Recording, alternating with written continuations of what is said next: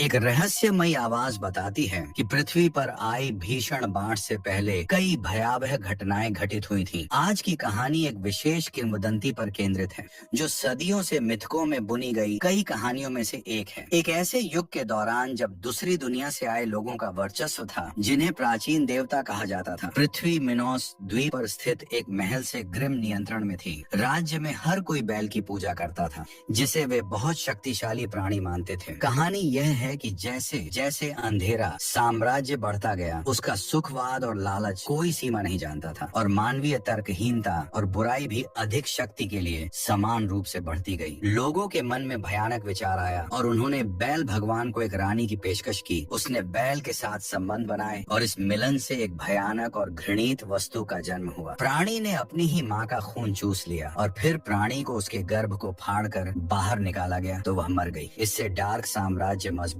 हुआ, लेकिन जैसे जैसे प्राणी बड़ा होता गया, उसकी भूख भी बढ़ती गई। फिर जानवर को एक भूल भुलैया में रखा गया ताकि उसे एक निश्चित समय पर नियंत्रित किया जा सके। माइनस के अंधेरे साम्राज्य में एक कानून बनाया गया था, जिसे राज्य के एक राजकुमार की हत्या के कारण कानून में कहा गया था कि हर 3 साल में 8 युवा लोगों को उनके घरों से ले जाया जाता था और जानवर की भूल भुलैया में लाया जाता था ताकि उनकी बलि दी जा सके। 50वें बलिदान के करीब प्राणी को एक ठंडी पहाड़ी पर भेड़ों के झुंड का मार्गदर्शन करते हुए हम थियो को उसके दोस्त दानू के साथ देखते हैं। अचानक उन्हें दूरी में एक छायादार आकृति दिखाई देती है। दानू कहता है कि उसके पिता ने उसे बताया था कि यह आदमी एक अपशगुन है और जोर देकर कहता है कि वह उसके तंबू में कुछ वापस जा रहा होगा। थियो अपने पिता को बताता है कि उसने पहले जंगल में दानू के साथ क्या देखा था। थियो बताता है कि वह एक युवती को कितना याद करता है, जिसे जानवर के लिए बलि के रूप में ले जाया गया था, और पूछता है अतीत के उस राजकुमार के लिए बदला लेने के कानून के कारण कई और लोगों को मरना होगा। उसके पिता उसे सांत्वना देने की कोशिश करते हैं, लेकिन थियो इससे असंतुष्ट है। इस बीच दानू अपनी प्रेमिका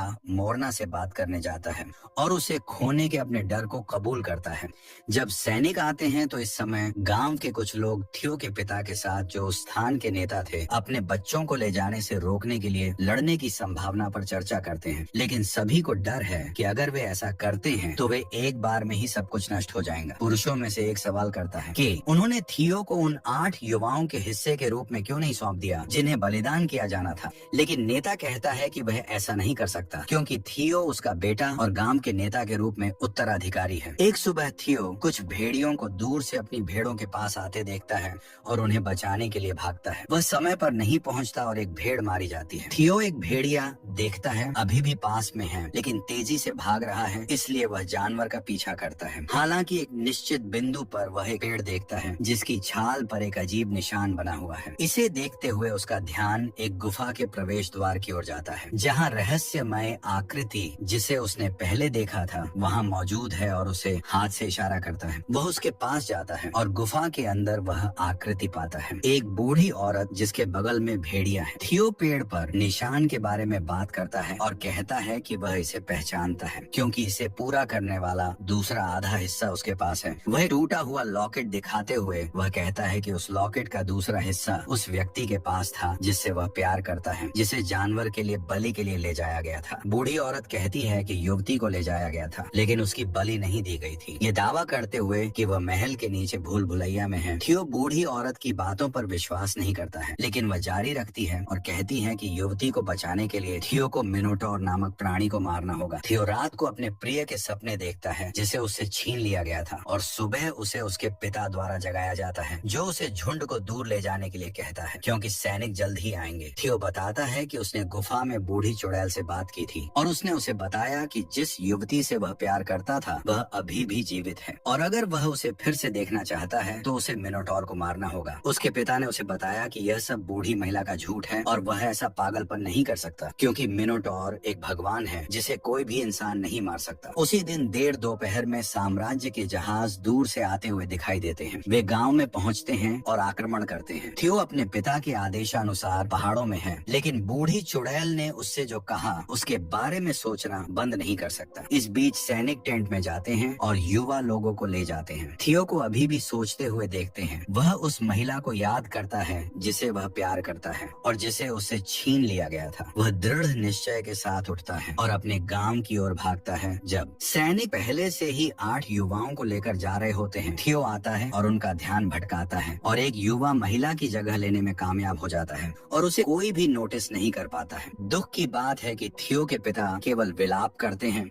और ले जाए गए युवाओं को विदाई देते हैं। उन्हें इस बात का कोई अंदाजा नहीं होता कि उनका बेटा भी उनमें से एक है। अब 8 युवा एक बड़े लोहे के पिंजरे के अंदर हैं। डेनिस उनमें से एक को अभी भी कंबल में लिपटा हुआ देखता है और जब वह यह देखने जाता है कि यह कौन है तो वह देखता है कि यह उसका मित्र थियो है। कुछ क्षण बाद थियो टायरो नामक युवक से बात करता है जो उसे बहुत पसंद नहीं करता था और कहता है कि वह जानवर को मार देगा। टायरो को विश्वास नहीं होता कि कोई व्यक्ति राक्षस को मार सकता है, हालांकि वह भी यही इच्छा रखता है जो बैल जानवर के बारे में प्रत्येक युवक के अपने विचार हैं। यहाँ तक कि एक का यह भी मानना है कि वे जो कर रहे हैं वह गर्व करने लायक है। अंधेरे साम्राज्य में पहुँचने पर उन्हें तुरंत सम्राट ड्यूलन की उपस्थिति में ले जाया जाता है जो तुरंत बलि देने का आदेश देते हैं, जिसमें शुरू में केवल 2 युवतियों को डुआन के सिंहासन के सामने ले जाया जाता है। वहाँ बड़ी मोटी लोहे की सलाखों से ढका एक छेद होता है जिसके माध्यम से युवकों को फेंका जाएगा। हालांकि डुआन द्वारा लड़कियों को फेंकने से पहले थियो कहता है कि लड़कियां जानवर को नहीं छोड़ेंगी, लेकिन ड्यूलन उसे चुप रहने का आदेश देता है और राज्य की राजकुमारी को हाथ में एक जानवर की खोपड़ी लेकर बुलाता है। वह उसे उसमें से निकलने वाले वाष्प को सांस में लेने देता है। फिर राजकुमारी दोनों लड़कियों के पास जाती है और उन्हें चूमने के बाद उन्हें एक तरह की समाधि में डाल देती है, जिससे वे जानवर के पास फेंके जाने के लिए उत्सुक हो जाती हैं। लोहे की सलाखें खोली जाती हैं और ड्यूलन राक्षस का आह्वान करता है जो शुरू में दिखाई नहीं देता है, लेकिन उसके सींगों की छाया दिखाई देने में देर नहीं लगती। फिर एक भयानक दहाड़ पूरे स्थान को हिला देती है और मौका देखकर थियो और टायरो हमला करने की कोशिश करते हैं, लेकिन सफलता नहीं मिलती और आसानी से काबू में आ जाते हैं। तब राजकुमारी दोनों लड़कियों को गड्ढे के मुंह से बाहर निकालने का आदेश देती है और ड्यूलन गड्ढे को तैयार करने का आदेश देता है, क्योंकि अब 8 युवकों की एक साथ बलि दी जाएगी। फिर वह राजकुमारी को उस स्थान पर बोलने के लिए फटकारता है। 8 को बाद में उनकी बलि की प्रतीक्षा करने के लिए एक स्थान पर फेंक दिया जाता है। बाद हम राजकुमारी को अपनी नौकरानी के साथ बहुत धीमी आवाज में बात करते हुए देखते हैं। वह उसे थियो को उसके पास लाने का आदेश दे रही है, क्योंकि उसे पुरानी चुड़ैल ने चेतावनी दी थी कि वह आएगा। थियो को फिर बेहोश कर दिया जाता है और राजकुमारी के कमरे में ले जाया जाता है, जिसका नाम राफेला है, जहाँ वह थियो को बहकाने की कोशिश करती है। हालांकि थियो उसके बहकावे में नहीं आता है और यहाँ तक कि उसे धमकाता भी है और पूछता है कि वह उससे क्या चाहती है। राफेला तब खुलासा करती है कि वह चाहती है कि थियो उसे जानवर से सभी को मुक्त करने में मदद करे, लेकिन यह सब ड्यूलन ने सुना और देखा, जो शुरू से ही जासूसी कर रहा था। राफेला ने अंतिम बलिदान की एक लड़की का भी जिक्र किया जो उसकी गर्लफ्रेंड निकलती है, जिसे थियो से छीन लिया गया था। राफेला उससे उसे बचाने के लिए कहती है और बदले में वह उसकी मदद करेगी। ड्यूलन अपने आदमियों के साथ आता है और थियो को कैद करने का आदेश देता है, जो वापस लड़ने की कोशिश करता है,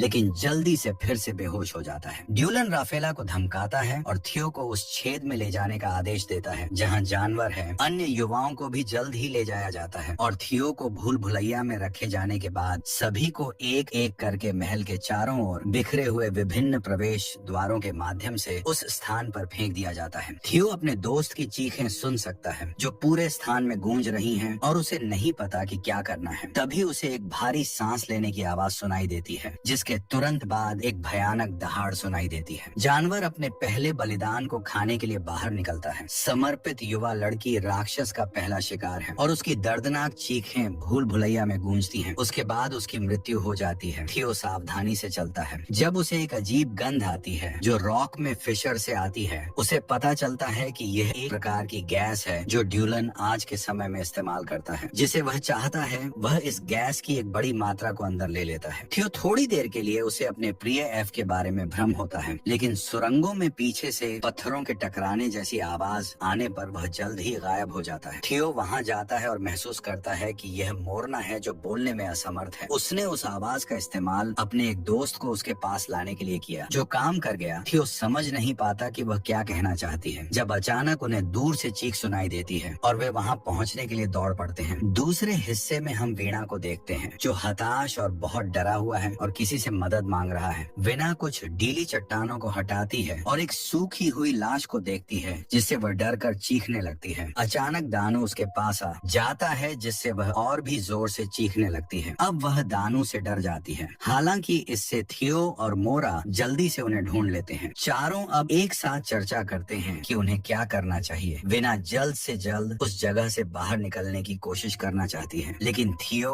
और बाकी लोग यह जाने बिना भी दूसरे लोगों को ढूंढना चाहते हैं कि क्या वे अभी भी जीवित हैं या नहीं। इस बीच राफेला को ड्यूलन के कमरे में ले जाया जा रहा है ताकि वह उसकी महिला के रूप में प्रेत बाधित हो जाए और उसके बच्चे को जन्म दे। लेकिन अचानक पास के एक छेद को देखकर वह भागती है और किनारे पर खड़ी हो जाती है और कहती है कि वह जानवर के सामने आत्मसमर्पण करना पसंद करती है और फिर कूद जाती है। थियो और अन्य लोग उस स्थान पर पहुंचते हैं जहां समर्पित लड़की को मार दिया गया था और हर जगह केवल खून और उसके कपड़ों के अवशेष देखते हैं। वे प्राणी के विशाल पद चिन्ह भी देखते हैं और जब वे इसे देख रहे होते हैं तो टायरो दानू के मुंह को ढकता हुआ दिखाई देता है और दूसरों को चुप रहने के लिए कहता है और जोर देकर कहता है कि प्राणी बहुत करीब है। टायरो कहता है कि वह उसे मार देगा, लेकिन किसी को चारा के रूप में कार्य करने की आवश्यकता है। थियो चारा के रूप में स्वयं सेवक है, जबकि अन्य लोग पास में छिपे हुए हैं। जो कुछ भी उनके पास वह लेकर मॉन्स्टर के पास आने की प्रतीक्षा कर रहे हैं ताकि वे उसे पर हमला कर सकें। कुछ आ रहा है और जब हर कोई हमला करने के लिए कूदता है तो उन्हें पता चलता है कि यह सिर्फ राफेला है। वह कहती है कि वह उनकी मदद करने के लिए वहाँ है और दावा करती है कि वह एक रास्ता जानती है और उसका नौकर पहले से ही उनका इंतजार कर रहा है। वेना उस पर भरोसा नहीं करना चाहती और जाने लगती है, लेकिन थियो उसे जाने के लिए नहीं कहता है। हालांकि वह सभी को अप्रिय बातें कहना शुरू कर देती है और कहती है कि उसे वहाँ किसी की परवाह नहीं है और वह थियो के गांव में पैदा होने के लिए शर्मिंदा है, जबकि वह अभी भी बात कर रही है। वह अचानक उसके पीछे दिखाई देने वाले बीस्ट के सींग से उसकी मौत हो जाती है, जिससे बाकी सभी लोग अपनी जान बचाकर भागते हैं। खुद को प्राणी से दूर करने के बाद वे अपने दूसरे दोस्त देई को ढूंढते हैं, जो जल्द ही राफेला की मदद से वापस होश में आ जाती है। वे आगे बढ़ते हैं और राफेला द्वारा आश्वासन दिए गए निकास द्वार के पास पहुंचते हैं। हालांकि नौकर के दरवाजा खोलने से पहले ड्यूलन अपने आदमियों के साथ आता है और उसे रोकता है और फिर जब वे निकास द्वार पर पहुंचते हैं तो वह उसे मार देता है। राफेला अपने नौकर को दरवाजा खोलने के लिए बुलाती है, लेकिन केवल चुप्पी ही जवाब देती है। वे घबरा कर दरवाजा तोड़ने की कोशिश करने लगते हैं क्योंकि वे सुन सकते हैं कि जानवर की सांसें करीब आ रही हैं। समय समाप्त हो जाता है और विशालकाय प्राणी दौड़ता हुआ आता है और युवाओं में से एक को नीचे गिरा देता है और सभी पर भयंकर रूप से दहाड़ता है। जानवर जल्दी से अपने नए शिकार का दावा करता है। वह अपने सींग से दूसरे युवा को घायल कर देता है और बहरा करने वाली दहाड़े निकालता है। तो थियोदानू और मन्ना एक दिशा में भागते हैं, जबकि राफेला को जानवर ने घेर लिया है और टायरो भूल भुलैया के दूसरे हिस्से तक पहुंचने में कामयाब रहा और पानी ढूंढकर अपनी प्यास बुझाने के लिए कुछ पीता है। थियो और बाकी लोग बिना किसी उद्देश्य के चलते रहते हैं जब उन्हें अचानक एक अजीब आदमी दिखाई देता है जो कहता है कि वह वहाँ बहुत समय से है और चूहे और कीड़े खाकर जीवित है। फिर वह आदमी उन्हें दूसरे स्थान पर चलने के लिए कहता है। अजनबी, जिसका नाम टर्ग है, वह सभी को चट्टानों के बीच एक छोटे से छेद में ले जाता है और उन्हें एक छोटा नक्शा दिखाता है जो उसने उस स्थान का बनाया है, क्योंकि वह वहाँ बहुत समय से है। आदमी परेशान होने के लक्षण दिखाता है, कुछ निरर्थक बातें कहता है,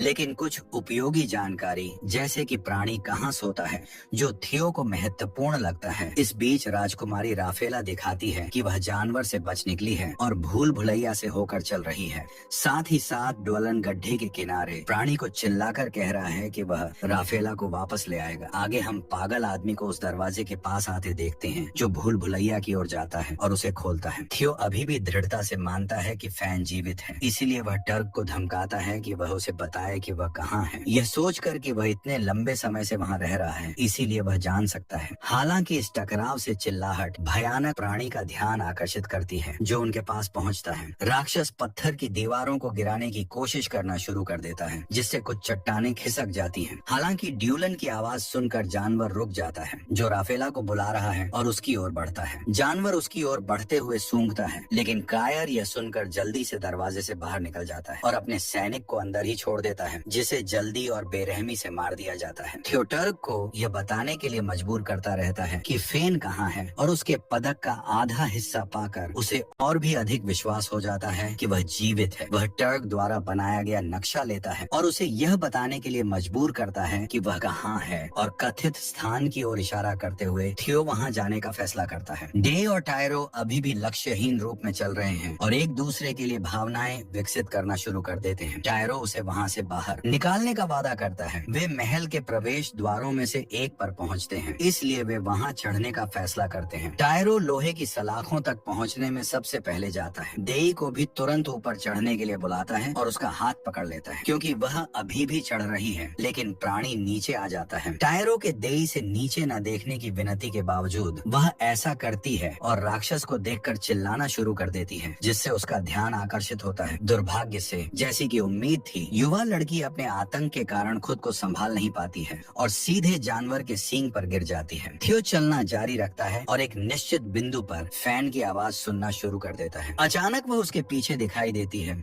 जिससे वह बहुत खुश होता है और वह उसे गले लगाने के लिए दौड़ता है। हालांकि यह खुशी जल्दी ही गहरे दुख में बदल जाती है जब वह ट्रांस से जागता है और देखता है कि वह वास्तव में फैन के लंबे समय से मृत शरीर को गले लगा रहा था। उसे एहसास होता है कि उसे अब केवल अपने उन दोस्तों की मदद करनी चाहिए जो अभी भी जीवित हैं। इसलिए वह डैनू और अन्य लोगों को खोजने के लिए मृत्यु के स्थान को छोड़ देता है। उसी क्षण मोरना को टर्क के ठिकाने पर लौटने के लिए कहने के बाद डैनू थियो की खोज जारी रखता है और जो उसे आगे दिखाई देता है वह उसे देखकर उसका नाम पुकारता है, लेकिन कुछ गड़बड़ होने का एहसास होने पर वह रुक जाता है और अधिक ध्यान से देखता है। फिर वह नोटिस करता है कि यह वास्तव में वहाँ जानवर है जो उस पर हमला करने के लिए आगे बढ़ रहा है और भागने का कोई मौका न होने के कारण वह थियो से मोरना की देखभाल करने के लिए चिल्लाता है। थियो अपने दोस्त की आवाज सुनता है। आवाज चारों ओर से सुनाई देती है, इसलिए वह नहीं जानते हुए कि मदद के लिए किस रास्ते से जाना है, केवल यह सुन सकते हैं कि दानू को राक्षस ने मार दिया था। इससे वह क्रोधित हो जाता है और लोहे के पदक का आधा हिस्सा भूल भुलैया की दीवारों पर फेंक देता है। एक चिंगारी उत्पन्न होती है जिससे एक छोटी सी लौ प्रज्वलित होती है और थियो के दिल में आशा की एक रोशनी भी चमकती है कि वे उस जगह से जीवित निकल सकते हैं। राफेला उसके पास आती है और मिनूर की कहानी और उसके लिए किए गए बलिदानों के कारण के बारे में सच्चाई बताती है। वह कहती है कि यह वास्तव में मिनोटॉर था जिसने अतीत में राजकुमार को मार डाला था और इस तरह की शर्म को छिपाने के लिए उन्होंने यह आविष्कार किया कि यह थियो के गांव का एक आदमी था जिसने ग्रामीणों को हमेशा झूठे कर्ज का भुगतान करने के लिए युवा लोगों को बलि के रूप में चढ़ाने की निंदा की। राफेला फिर थियो को जानवर से लड़ने और उसे हराने के लिए और भी प्रोत्साहित करती है। वह उसे गैस के स्रोत की ओर ले जाती है जहाँ गंध बहुत तेज है, जबकि वे अभी भी उस दरार को देख रहे हैं जिसके माध्यम से गैस निकल रही है। मिनोर उनके पीछे दिखाई देता है और उस समय भयंकर रूप से दहाड़ता है। टायरो भी डेई को खोने से क्रोधित होकर आता है और थियो को भागने के लिए कहता है, जबकि वह जानवर पर हमला करता है, लेकिन वह जल्दी से उसके सींगों से घायल हो जाता है। हालांकि वह लड़ना जारी रखता है। इस बीच थियो राफेला को एक सुरक्षित स्थान पर छोड़ देता है और जब मिनोटॉर आता है तो उसे पानी में छिपने के लिए कहता है, फिर राक्षस वाली जगह पर वापस जाता है। थियो आता है, लेकिन टायरो को बचाने के लिए बहुत देर हो चुकी होती है, जो एक व्यर्थ मौत मर जाता है। थियो चिल्लाता है और राक्षस को उस पर हमला करने के लिए कहता है और वह थियो पर भयंकर रूप से हमला करता है। हालांकि आखिरी सेकंड में थियो चकमा देता है, जिससे जानवर भूल भुलैया की दीवार से टकरा जाता है और गैस से बचने का क्षेत्र और खुल जाता है और प्राणी स्तब्ध होकर उठ जाता है। गिरे हुए पत्थरों के बीच जिसके सींगों में से एक टूटा हुआ है, थियो एक और चिंगारी उत्पन्न करने के लिए लोहे के पदक के टुकड़े की तलाश करता है, लेकिन उसे पता चलता है कि टुकड़ा राक्षस के सींग में फंस गया है। प्राणी अभी भी प्रभाव से चकित है, दूसरी दिशा में भागता है और थियो अपनी वस्तु को पुनः प्राप्त करने के लिए उस पर कूद जाता है। जैसे ही वह उसे प्राप्त करता है, राक्षस थियो को गैस एस्केप स्रोत की ओर भागते हुए देखता है और उसका पीछा करता है। थियो अपना रास्ता बदलता है और राफेला की ओर जाता है, क्योंकि केवल वहीं वह उन लपटों से बच सकता है जिन्हें वह दीवारों पर पदक से चिंगारी उत्पन्न करने की कोशिश करता है और अंत में सफल होता है। लपटें जल्दी से भूल भुलैया को भस्म कर देती हैं और थियो मुश्किल से राफेला के पास पहुंच पाता है। प्राणी इतना भाग्यशाली नहीं होता है और तीव्र लपटों में गिर जाता है। विस्फोट इतना शक्तिशाली होता है कि नीचे से महल में निकलता है और ड्यूलन से टकराता है। महान विनाश के कारण थियो और राफेला पानी के नीचे छुप जाते हैं, जबकि ड्यूलन और उनके कई सेवक मलबे के साथ मर जाते हैं। थियो और राफेला पानी से बाहर निकलते हैं, फिर भी उस प्राणी से डरते हैं। फिर वे पीछे से आते हुए पद चिन्ह सुनते हैं और पाते हैं कि यह मिनोटॉर है जो विस्फोट से बच गया है, लेकिन गंभीर रूप से क्षतिग्रस्त हो गया है। जानवर एक बार फिर थियो पर हमला करता है। हालांकि थियो उस सींग के टुकड़े को देखता है जिसे प्राणी पहले खो चुका था और जल्दी से उसे पकड़ लेता है। राक्षस का इंतजार करते हुए थियो सींग को प्राणी के मुंह में घुसाने में कामयाब हो जाता है और अपने वजन के बल से उसकी मौत को सील कर देता है, क्योंकि यह थियो को दीवार के खिलाफ दबाता है और उसके राक्षसी सिर को छेद देता है। थियो और राफेला उस जगह से बाहर निकलने का रास्ता खोजने के लिए जल्दी करते हैं और रास्ते में थियो मोरना को अभी भी टैग के साथ छिपा हुआ पाता है। फिर वह उन्हें एक साथ भागने के लिए कहता है, क्योंकि सब कुछ ढह रहा है और वे भागने के लिए आगे बढ़ते हैं। जल्द ही एक सुरंग पाते हैं जो सूरज की रोशनी को प्रकट प्रकट करता है। जब वे बाहर निकलते हैं तो वे देखते हैं कि वे महल के मुख्य भाग में हैं और सब कुछ नष्ट हो गया है। ड्वेलन अभी भी मलबे के बीच जीवित है, लेकिन मुश्किल से जीवित है। राफेला उसके पास आती है और उसका दम घोंट देती है, जिससे सभी लोगों के लिए एक अलग और बेहतर भविष्य सुनिश्चित होता है। मूवी यही समाप्त हो जाती है। Thanks for watching.